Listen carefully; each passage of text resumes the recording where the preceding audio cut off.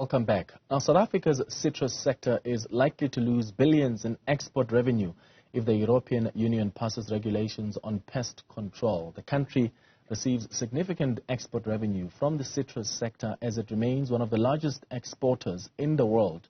The new regulations will require all oranges to be pre-cooled to below 2 degrees Celsius for 20 days. Joining us to tell us more about the implications of these regulations is Deon Joubert, who's with the Citrus Growers Association. Deon, thank you so much for making time for us this afternoon. Let's first start by looking at these regulations. What is behind them? Clement, I wish we knew. First, good afternoon to all of you, and thank you for your time. Look, the first thing is South Africa has been exporting citrus to the EU for more than 100 years. And in that time, we've had a proud record. Nothing that we've exported ever created any problem or there was any issues with that.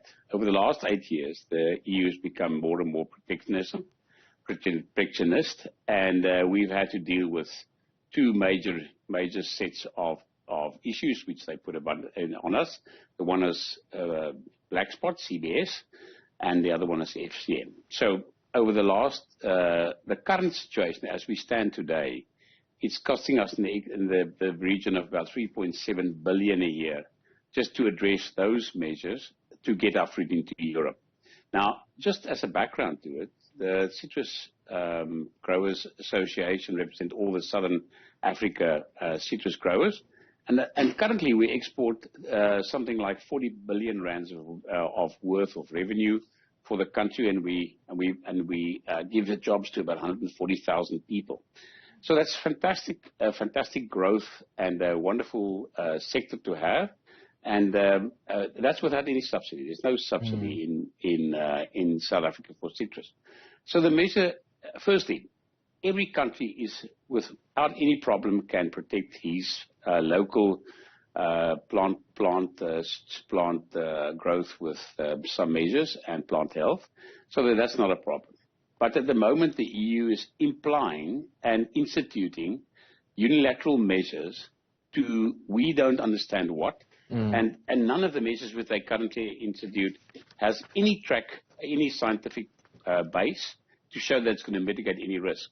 So as a consequence thereof, it's costing us another 300 to 500 million rand a year just to introduce these additional code measures. And if you want to compare that, South Africa last year had 2 cases of false codling mott, over 800,000 tons. So it's something like 64 million cartons. There were 2 cartons with false codling mott, so you can try and work out what the risk thereof is. Bugger all. And for the second issue, it's the financial impact of that. Of course, it's going to take about 20-25% of our oranges off the table of European consumers who've, over the last 100 years, really bought a big amount of that fantastic fruit. So that's the full story at the moment. I mean, what's really surprising for many people is that South Africa is the second largest exporter of this citrus in the world. Our growers, in fact, have become renowned for delivering top quality fruit to markets across the globe. In fact, the local growers themselves have invested massively into not just research and development, but the other quality assurance programs in the establishment of the state-of-the-art, pack houses and cold storage facilities so that they process, they pack and export citrus and keep it in those top conditions as they make their way to the consumers in the market. So it makes you wonder why then we're subjected to the regulations. Is there any clear indication, Deon, that the South African government is doing anything at all to assist? Have they intervened?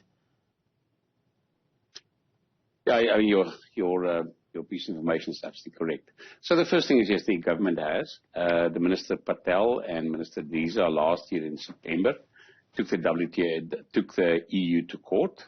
We have now a running or a live dispute with the EU based on these called dispreparatory measures.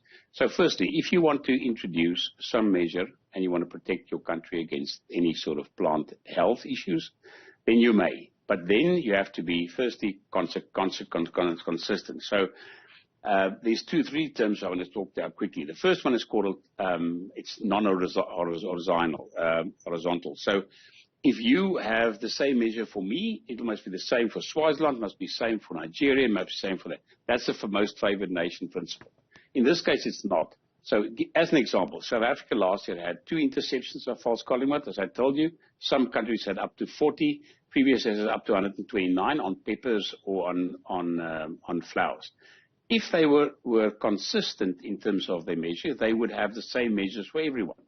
Now, lo and behold, they've got no measures for flowers, no measures for capsicum, which these things don't happen. But South Africa, there's draconian measures. So that's the first one. The second one is a very nice principle which says it must be proportional. You don't hit a fly with a 40-pound hammer. You hit it with a fly swatter. Now again, so the measure can't be more damaging than the perceived risk may be. Now, if you argue that we've never had false collingwood in Europe, it's never transferred, never from South Africa, not even from anyone. So why are these draconian measures in place to protect something? So if South Africa has a fantastic track record, if we had a poor one, surely they could come in and say, look, guys, you're not doing well. We need to improve. We need to be a higher risk. But if you just had 2 interceptions on 800,000 tons of citrus, and say you've got 2, then you say, well, I'm going to put some more measures. We're going to now go introduce these cold measures, which by incidentally imply that it's going to cost us about 1.4 billion to put up these pack houses or these cold storerooms. Additionally, we're going to pay about 300 and 500 million for the additional time and effort to cool it down before we send it.